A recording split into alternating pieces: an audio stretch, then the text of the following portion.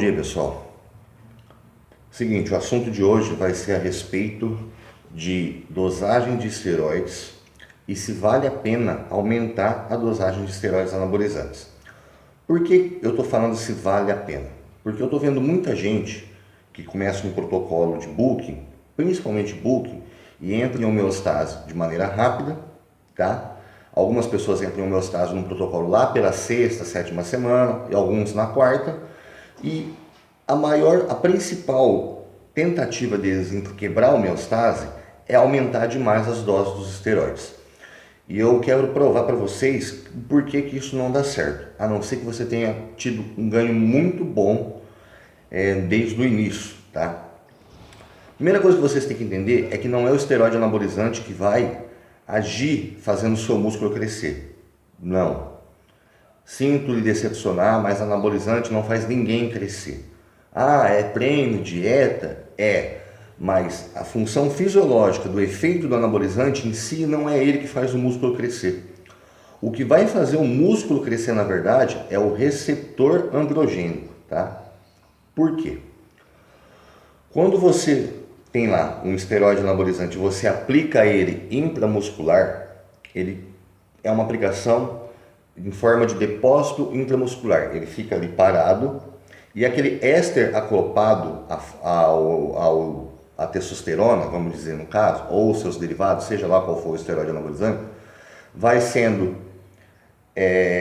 liberado, vai saindo da testosterona de maneira assim bem brusca, falando, e vai liberando a testosterona para a corrente sanguínea. Essa testosterona vai ficar circulando em volta da célula.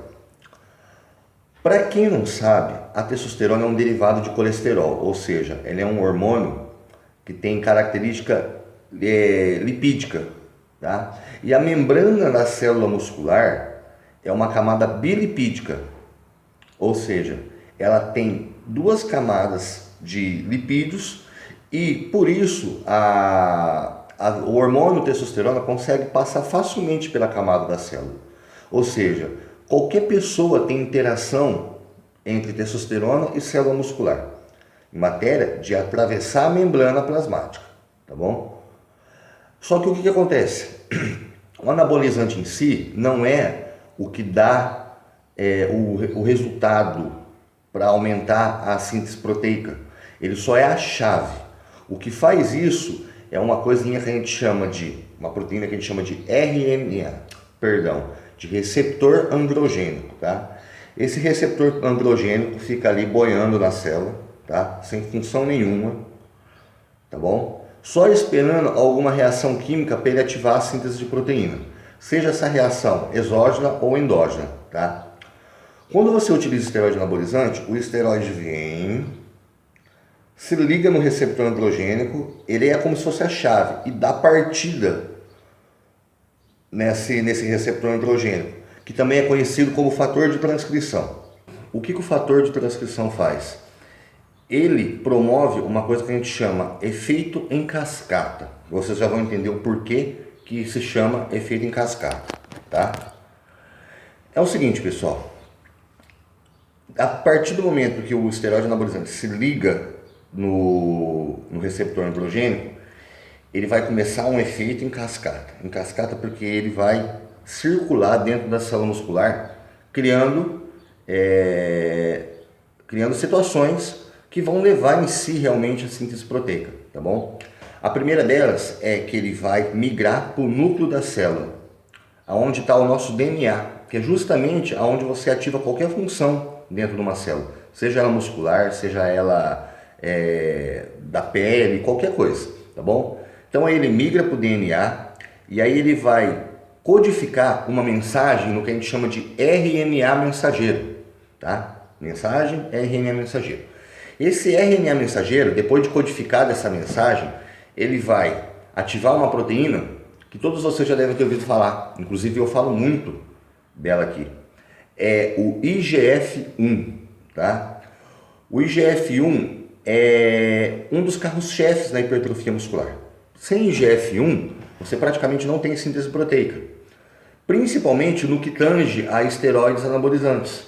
Por isso que deve-se tomar cuidado com o uso de tamoxifeno durante o protocolo de esteroide anabolizante, porque tem estudos que dizem que ele diminui IGF-1, tá?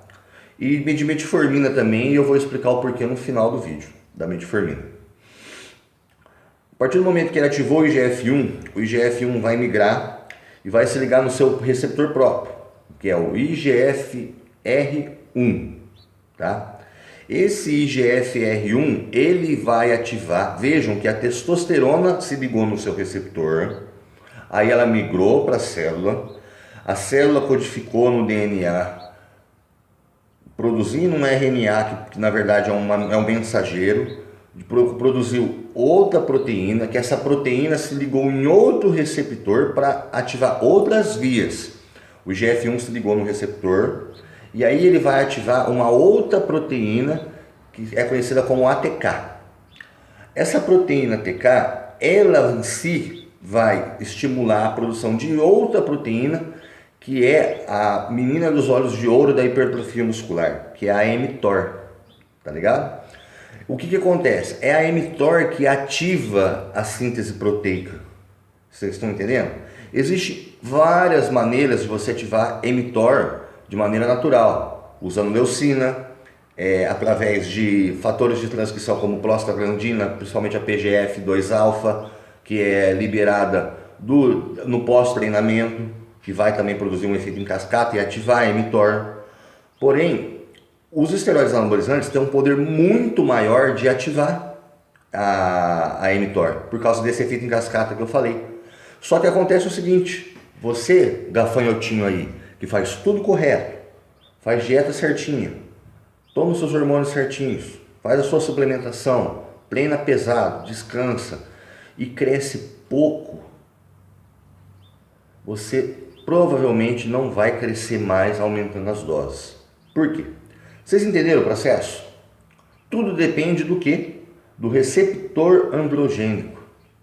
Tá? Lógico que existem outros fatores, como a miostatina, tá? O tipo de fibra muscular, só que o tipo de fibra muscular vai influenciar, na verdade, justamente nisso, na quantidade de receptores, pelo menos é uma teoria que vem sendo estudada, tá? Que fibras de contração lenta teriam uma quantidade menor de receptores androgênicos, justamente por não ser suscetíveis a ganhos de hipertrofia, tanto quanto as fibras de contração rápida. E se você tiver uma quantidade mínima de receptor androgênico, não adianta você aumentar a dose do esteroide. Por que não adianta? O que acontece? Quando você começa a usar esteroide anabolizante, um dos responsáveis pela produção desse receptor androgênico é o GH, que é produzido aqui no seu cérebro, tá bom? Quando você começa a utilizar esteroide anabolizante, há um aumento bem brando dessa produção, tá? Porque tem que dar conta da demanda da quantidade. Só que o teu corpo sempre vai buscar homeostase, e esse aumento vai cessar uma hora, ele vai parar, não vai continuar aumentando porque você continua aumentando as doses. E aí os seus receptores ficam limitados. Aumentando as doses, o que você vai ter? Colaterais, porque eles não vão se ligar aos receptores, entendeu? Eles vão se ligar a outros receptores, entendeu? Porque você tem receptor androgênico no seu fígado, no seu coração, aí o que acontece? Por causa desse excesso, o seu corpo começa a converter testosterona em estrógeno, aí esses receptores começam a se ligar no tecido adiposo, começa a converter esses anabolizantes, por da falta de receptores, em DHT, de testosterona, aí esses anabolizantes começam a se ligar em receptores na sua próstata, no seu couro cabeludo, na sua pele, e aonde vem aqueles colaterais que todos vocês conhecem, tá? Ah, Bike, então quer dizer que se eu tenho uma genética ruim, não tenho o que fazer, não adianta eu tomar esteroide? Brother, provavelmente se você for um mal natural, como todo mundo diz, você vai ser um mal hormonizado também. Não tem o que fazer. A não ser isso que eu venho explicando há bastante tempo aqui no canal, que é modificar a sua genética com o uso do GH sintético. Por quê? Porque o GH sintético ele vai aumentar a quantidade de IGF-1. O GH ele aumenta a proliferação celular e ele aumenta também essa numeração, a replicação de várias outras coisas, inclusive ele acelera demais a replicação dos receptores, entendeu? Então, só que isso sem influenciar na telomerase, tá?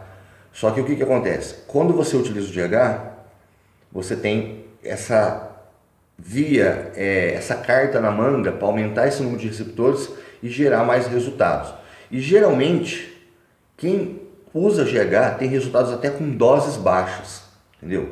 Cara, se você não tem GH na sua corrente sanguínea, ou se você não é uma anomalia genética, isso é só com o tempo para você se conhecer. Se você aumentou a dose uma vez, não teve resposta, por exemplo, você está lá no seu ciclo de 400 mg de nandrolona, 500 de texto. Você ganhou 6 quilos, parou de ganhar peso na quinta semana, não subiu o peso, aumentou a dose. Aí você aumentou a dose, não teve resultado, meu amigo, esqueça, tá? Ou utiliza GH ou se contenta com aquilo, beleza? Já para cutting é outra história. O cutting, a função do cutting é segurar a massa muscular. Então, também não vai adiantar aumentar a dose, mas você pode ir baixando o percentual de gordura com outras vias metabólicas, beleza? Tanto que a via metabólica para queima de gordura é antagonista à mTOR, que é a MPK. Então, se você gostou do vídeo, já deixa um curtir aí. Se você não é inscrito no canal, se inscreve, tá? Para você estar recebendo os novos vídeos que a gente vai estar postando, entendeu? E eu queria agradecer ao pessoal do Disco Maromba pela live que eu fiz lá, na quinta retrasada, tá? Eu fiquei sem postar vídeo esses dias, então eu tinha que fazer esses agradecimentos, agradecer aí o Demetrio, agradecer o Wanderson, o Jason pela oportunidade e dizer que foi um prazer ajudar todos vocês, entendeu?